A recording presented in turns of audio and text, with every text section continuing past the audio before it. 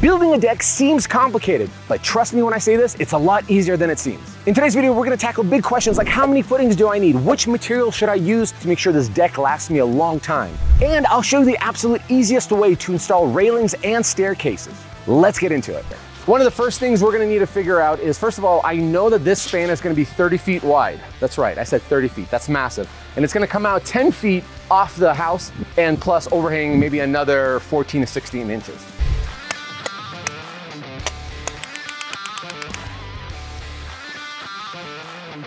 We're sitting at 36 deep, 25 inches wide. So we're looking pretty. We're also gonna clean it up with a shovel a little bit so the sonotube can go in comfortably. By the way, this is like my third time ever on an excavator.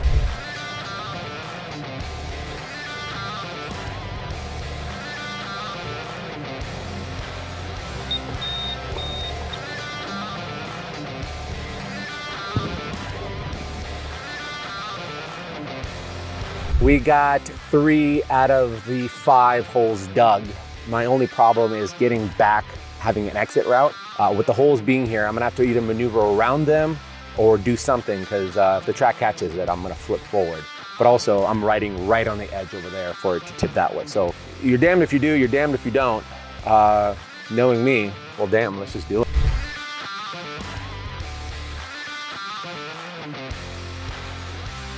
So, we're digging okay. I don't like the feeling. I'm already shifted down here. I don't want to get my boom across over there with my bucket because it's going to tip me forward. I'm trying to dump the dirt right in front of my blade here just so I can drive over it because it's slanted down. So I don't want to, I'm basically trying to create an escape path after I'm done here. I don't like this feeling at all. Fingers crossed there's no accidents today. I just have one small little lip right here. Fortunately, I know this ground is a little bit tougher, but it's not the best. So I'm essentially working with the width of a track, which is what, 10 inches wide. If I can safely get onto that, I should be fine right here, but damn. I'm patting it down like it's gonna do anything to like a 12,000 pound machine. Yeah. Well, I gotta keep going forward a little bit more because if I do it right now, it'll fall the dirt, it'll push the dirt in and my nose, the front of my blade will go in. So I gotta get that track out of that hole. Well, I see that, yeah, I see that from here. Woo! That's some scary shit. Holy shit. That was one of the sketchiest things that I've ever done in my life. And keep in mind, we put a 5,000 pound ridge beam onto this building with a telehandler, a forklift basically. That was so sketchy, 10 inches, that's what I was riding on. It was caving into the hole, it was caving outside of the hole. I knew my track would go into the hole and I would tip right down that hill. I was actually even figuring out like which way to brace, but thank you for the thoughts and prayers, we're alive. Last hole to dig, I'm in a safe spot. Let's get this dug out and call it a day. Well, we screwed up on something. I take full responsibility. Let me show you. We got our footings, which we went way overboard with how many we got. We only needed actually 3 and we went with 5. Just to make up for all the crazy snowfall here. They're the appropriate depth, they're appropriate width. However, our alignment is a little jacked up. This one's perfect. The rest of them are kind of sitting on the edge. Now, typically I'd be concerned for this, but because of the excess amount of footings that we have, it'll be just fine. Let's drill our anchors. Typically, I love to set my anchors right when the concrete footings are poured, just because it's so much easier to do. But in this situation, 5/8 lag bolts, anchor bolts are going down. Fancy, beautiful black hardware. But what I like about this one, it actually has a cap, so your posts are not actually sitting on the nut that's sitting on top of this thing. It's sitting on a nice flat surface, which I think gives it added stability.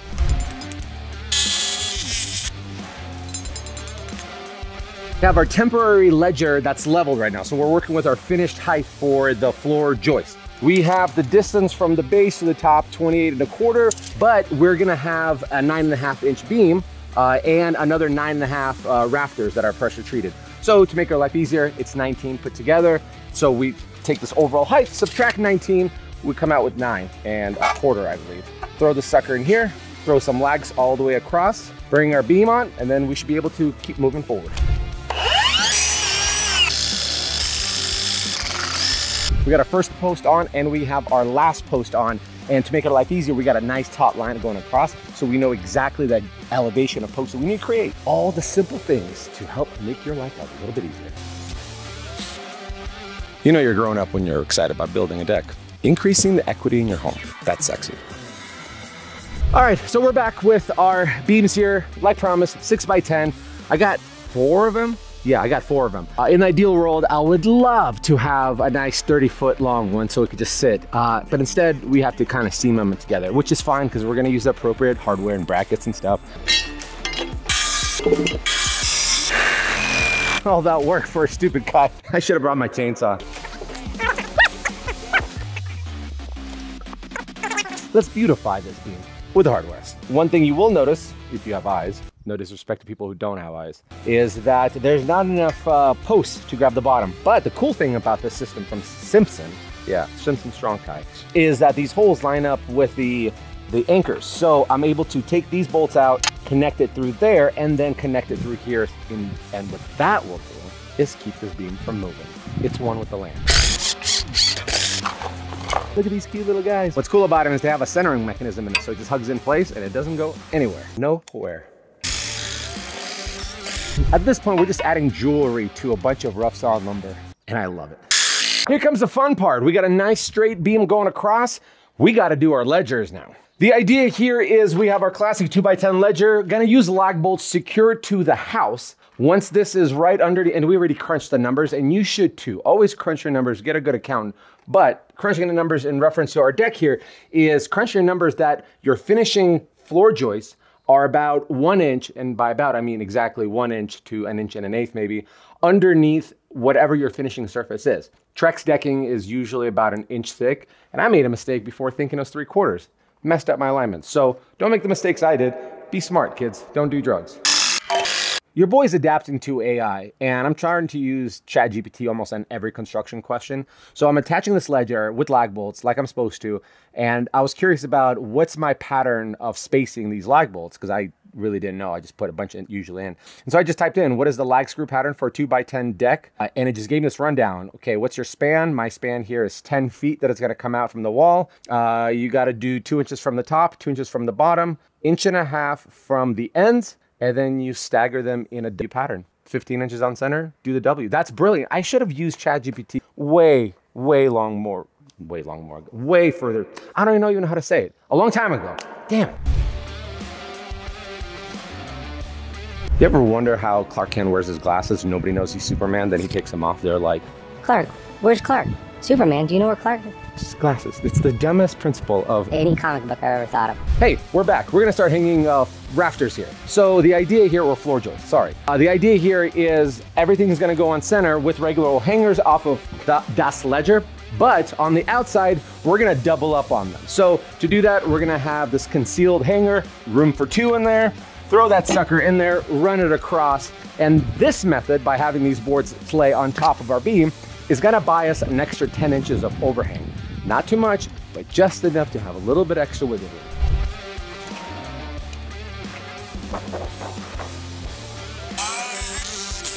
What sucks about building in the mountains or something that's not within the city is you're not in control of your supplies. I mean, you can haul them all up here, but that's just a lot of work. So the nice thing is you can order from building supply stores everything you need. They run everything up, but then they give you certain things that are not the appropriate size. For example, like we needed something that is 3 inches, and instead we got 4 inches to put these two together. They were great for our ledger in the back, but here they're sticking out, so I decided to flip them on the inside. That way nobody could ever see them or get to them when they're underneath the house or the deck, I guess. But just those little things, you know, really grinds my gears, you know? You know, that really grinds my gears.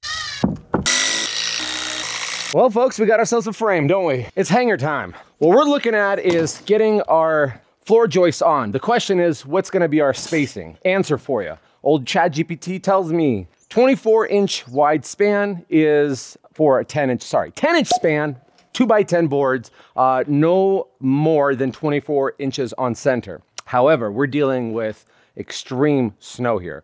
Last winter, we had about 6 feet of snow on that deck, and they're spaced 16 inches on center. We didn't have any problems. However, because we got the appropriate amount of supplies, we're gonna beef this son of a gun up so hard that it's gonna withstand double the amount of snow.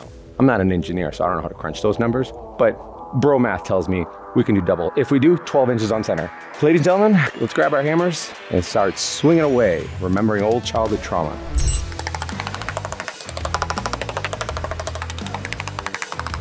We got our hangers all up. They're 12 inches on center. We're doing more than expected. This is gonna give this a really strong feel. We're securing them in their hardware with 3-inch exterior grade nails, and we don't have to use any hangers on this side because our big old beam is gonna be doing all the heavy lifting for it. It's hanging time.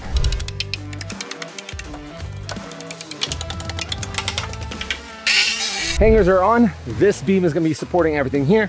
So to keep this stuff from moving left to right, which, you know, the decking is gonna secure it enough, but just for added support, we're gonna back nail it on the side. I'm all out of nails, so we're gonna switch to screws, which is even better.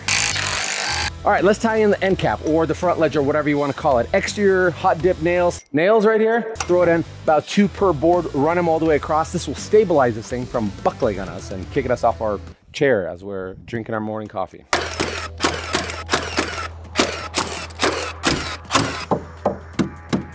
All right, last bit of blocking is done. The reason we have blocking is to make sure that when we have our perimeter piece of Trex around, or the decking you choose to go with, of your choice, it has something to lay on because it's gonna run this way and the rest of them are gonna run this way. And I'm gonna go that way to go pick up the Trex decking. We are on day 3 of this deck. We got the footings poured, our frame on, obviously. Day 3 now, we are doing the decking. And here's what we're doing with the decking. We went with a nice, beautiful brown that'll match and complement the tones of the cedar as it is. With the system's pretty simple. We have slots on both inside and outside of the decking. We use the dedicated Trex hideaway fasteners. They just sit on the inside of these little curves, hug it inside, creating the perfect gap, which is probably about a 1/4 inch, secures it in place. But not only does it hide away the screws, but at the same time, it keeps both of these surfaces leveled and plane, so you don't have this wave going all the way through. Now, before we can start that, you have to put on this little apron. Some people call it a rimmer, or I don't know. We're calling it the apron here, and it doesn't have any slots on the inside or the outside. This is your starter piece. So essentially, you're creating a nice big frame around it, mitered on both ends, and then after that, you start butting up your Trex and then working your way out. Ladies and gentlemen, start your engines.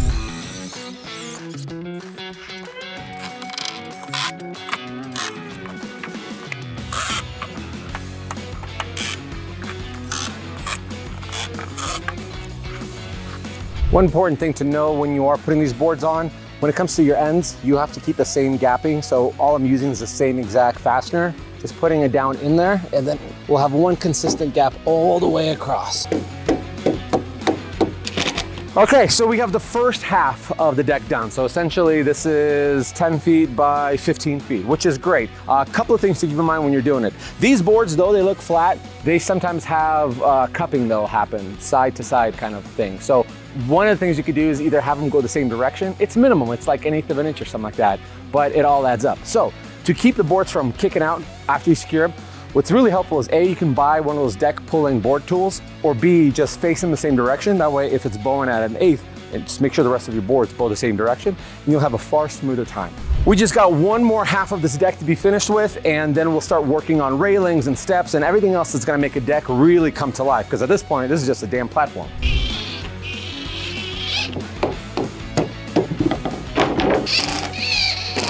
Another thing that's really helpful, if you're working with a piece of board that's doing its weird thing, and you get it in place in your corner, put one of these securing leveling kits in place while you're adjusting the rest. And it's a good idea to put one in the middle as well. That way when you're finagling with one side, it doesn't kick you out on the other.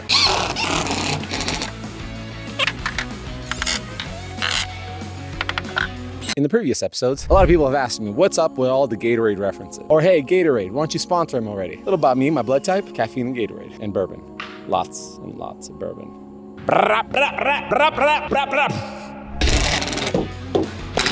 Train by day, Joe Rogan podcast by night, all day. Somebody overheard me mumbling to myself and they're like, you need help. I'm like, I'm the problem and the solution. Why don't you stop setting your trash cans up before trash day, Jennifer? Who are you? Who are you? I'm you in the future. Who are you? I'm you, I'm a clone. Who are you? I'm you in the future. Nailed it. Holy smokes, I'm talented.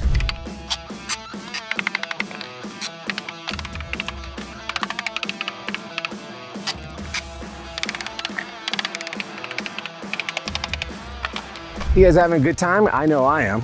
My back is shot, my knees hurt. Sure, I pulled a hammy, but we got 2 hands and a positive attitude. It's finally railing, and this is gonna be the easiest railing system I have ever installed. It's so easy, your grandmother can do it. Mine can't, because she's dead. Thanks for bringing that up. But in this situation, it's very straightforward. You have your post. This is a blank post for our staircase that's gonna go here. These are all railings that come off of it. All of them have this little cradle that they sit into and the screws just go right in. In any situation you need to cut them, you just use an angle grinder. Fast, smooth, easy, and on top of it, they come with little wedges to make sure it's nice and level. It's a pretty simple plan. I don't expect too many things going wrong. Very straightforward. The number one concern is make sure everything's nice and straight and everything is symmetrical as you can get. Other than that, it should be a pretty uneventful day. And heaven knows I need an uneventful day for a change. This is where dreams come alive.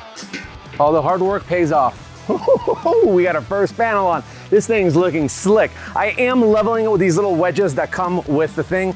Just throw a little magnetic level on. Well, I got a screw on there. And then make sure it's good on both sides, and that should allow for you to keep your, panels from going like this. Let's talk a little fine details here on this railing system. This rail does not have any holes, only these brackets on the side. To keep this intact, you have these little covers, little saddles that go on top. And then these self-tapping metal screws that basically puncture a hole through and secure this thing in place. Got a couple more panels to secure here, and then we'll start working on our railing that goes down to our steps. I am working up a sweat. Today's the first official hot day, so we're hitting 90 degrees. And just a little bit of exertion, I'm sweating like a pig. But we're moving on. I got all my posts secured. I still gotta do some final finishing things right now, but we're working our steps. As you can see down below me, we've conveniently poured some landing for our bottom of our staircase. And yeah, this is pressure treated, but that's gonna get a lot of wear and tear being on the ground like that. So we're gonna elevate it. You can put pavers if you want, if you don't wanna pour concrete, but we poured concrete since we had it already. We're gonna use these stringers, and if you're intimidated about cutting stringers like I am, you could just buy one and then stencil it and then save a whole bunch of money, because one of these is like 30 bucks. But it's gonna land just like that. It's gonna attach to our deck with these hangers down below. Got the appropriate exterior screws. So a whole gang of them. I mean, there's probably like 11 screws that goes into this. We're gonna have 6 of them here, I think. It's typically with Trex, they wanna say like 12 on center-ish, 12 to 16, but with all the snow falling on it, we need as much support, because next winter, we don't want it to be sitting like that. That's just awkward. Let's get into it.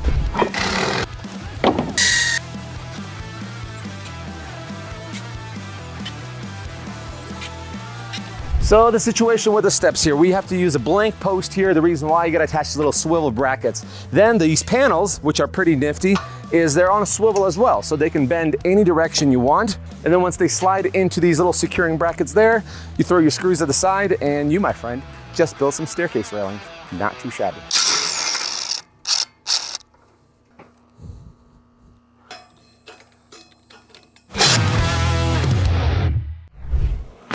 All right, the deck is officially done. Blood, sweat, tears, all of it went into it. And most importantly, I cannot wait to show it to you. So come step outside.